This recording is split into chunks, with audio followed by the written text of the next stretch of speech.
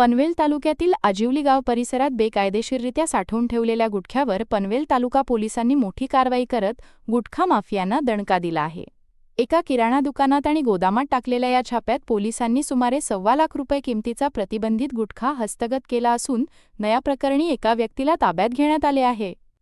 आजिवली गावातील एका दुकानात रामसौदागर सहदेव भगत हा आरोपी शासनाने प्रतिबंधित केलेल्या गुटख्याचा विनापरवाना साठा करून त्याची छुप्या पद्धतीने विक्री करत असल्याची गोपनीय माहिती पनवेल तालुका पोलीस ठाण्याचे वरिष्ठ पोलीस निरीक्षक गजानन घाडगे यांना मिळाली होती.